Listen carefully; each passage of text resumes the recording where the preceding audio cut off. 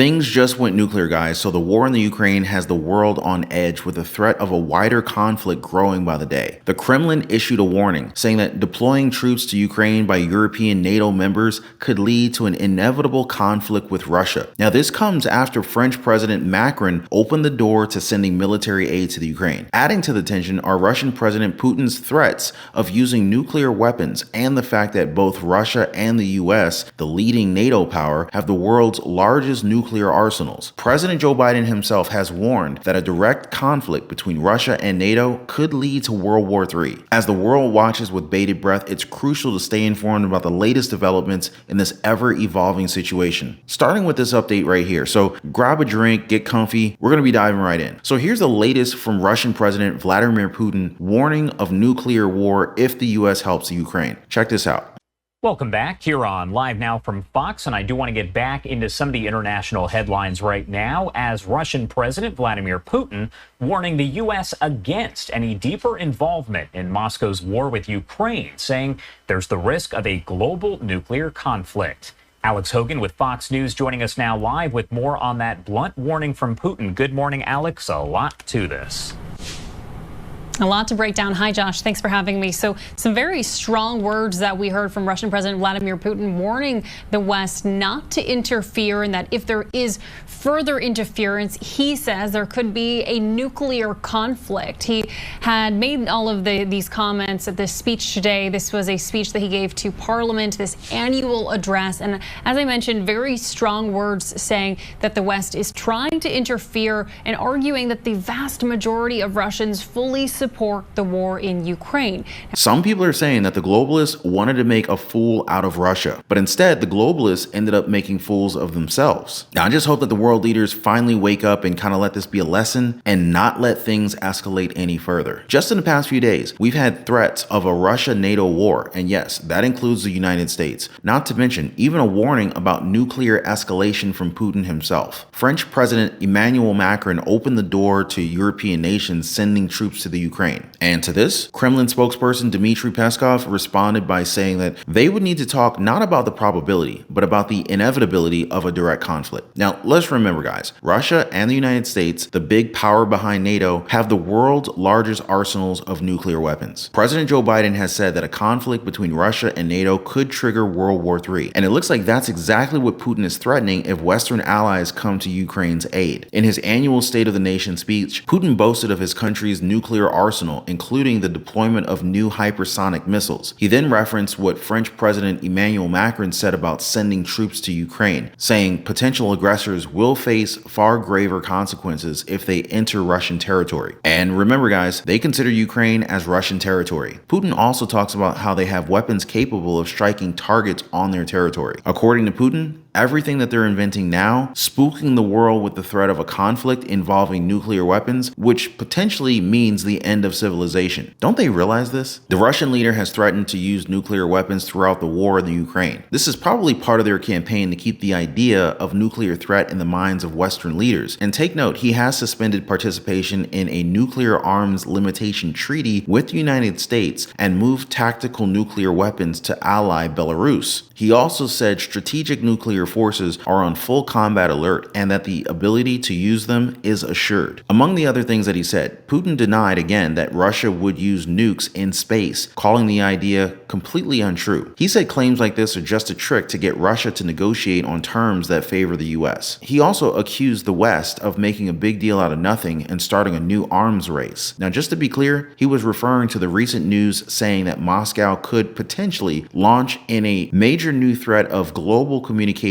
and networks. After that cellular outage with AT&T, this is definitely a scary prospect for Americans. Things seem to be really going well for Russia in the war lately. Russia's war in the Ukraine, which has entered its third year, has shifted into Putin's favor as the US continues to debate whether to send struggling Ukrainian soldiers even more military aid from American taxpayers. Russian forces just recently took the city of Avdiivka in eastern Ukraine, giving them an important foothold in the Donetsk region, and Moscow is pressuring the Ukrainians elsewhere across the 600-mile front line with United States aid on hold. Putin says troops have acquired a lot of experience and are mastering the latest tactics and methods of war. Now, with that being said, they're seizing the initiative and they're not going to surrender it. Meanwhile, confidently advancing in several operational theaters and liberating more territories, at least according to Putin. Then again, US intelligence estimates that Russia has suffered around 315,000 casualties in this war as it struggles to gain any kind of significant ground or perform tactical maneuvers, so they just instead kind of throw waves of troops at Ukrainian defenses for higher losses. Those poor people. Even Putin admits that there are problems, but he says they also know what needs to be done to address them. According to him, there's an ongoing and unrelenting effort unfolding both along the front lines and in the rear in this regard in order to improve the striking power of the army and the fleet to make them both tech savvy and effective. I highly recommend staying informed on the evolving situation with Russia and NATO. Like this video and subscribe to keep up to date with the latest updates and perspectives. So Macron has said that nothing should be excluded as the West looked for a strategy to counter Russia, which controls just under a fifth of territory recognized as the Ukraine. He also said that nothing should be excluded and that they will do everything that they can in order to prevent Russia from winning. To do that, the White House official responded that the United States had no plans to send troops to fight in the Ukraine. Neither were there plans to send NATO troops to fight in the Ukraine either. But the danger of escalation is very real. You see,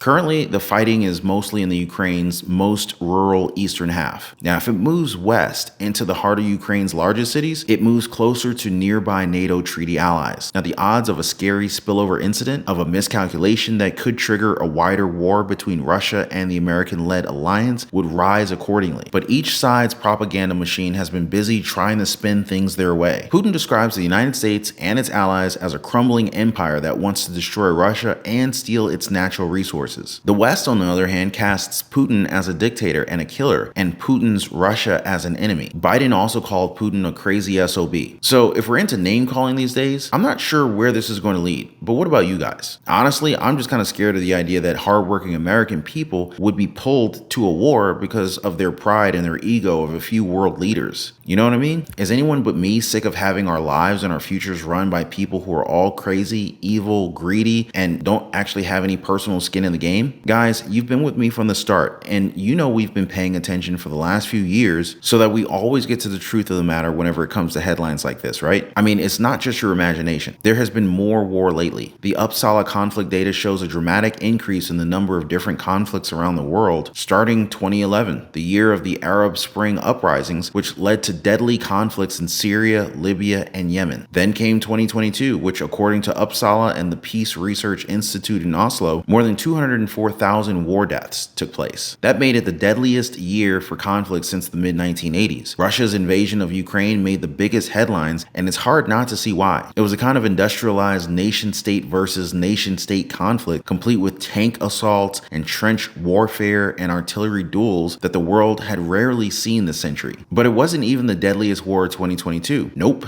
In fact, there was Ethiopia's war with separatists in Tigray region, which led to between 300,000 and 600,000 deaths over the course of 2 years. According to the director of the Uppsala program, at this point, we can be sure that it's not just random based on the numbers that we're seeing. Before, people thought war wasn't going to happen because the bottom line is just not worth it. But thanks to global supply chains and increasing economic interconnectedness, any benefits of war are supposedly outweighed by the cost of disruption. But that seems to be changing as Russia has shown that it is willing to pay dearly in trade, investment, and even squander opportunities for economic development, not to mention the lives of more than 40,000 of its soldiers. Following this logic, I don't think that Taiwan's indispensable role in global semiconductor production would make an invasion too expensive for China to attempt. In fact, you could even say that the global financial system has just as often become another plane of attack for the world, one in which countries use sanctions, export controls, and other means to inflict pain on one another, something experts call weaponized interdependence. A lot of critics also say that the global cop is off the beat, meaning the United States has been increasingly shy about policing this kind of global violence. Former NATO Secretary General Anders Fogh Rasmussen even said it aloud recently. The recent global events in the Taiwan Strait and the Middle East, in Ukraine, they're all results of American hesitance to actually lead. We live in a world where US supremacy is continuously being challenged by nuclear armed powers like Russia and China. I mean, it's definitely making them braver knowing that China now has the largest military in terms of manpower and is arming up at a rapid pace. And for all their talk about nuclear deterrence, you can even argue that nuclear nuclear weapons also can enable conflict. The fact that Putin controls the world's largest nuclear arsenal is the chief reason why he can be confident his military won't have to face US and NATO troops on the battlefield. Without that arsenal, it's reasonable to think that the US might have intervened directly already to protect Ukraine's sovereignty from invasion, as it did in Kuwait in 1990. They can't even consider a NATO-imposed no-fly zone to protect Ukraine because they say it's just too dangerous to think about what could happen from a single Russian warplane downed by NATO fighters. 2 words: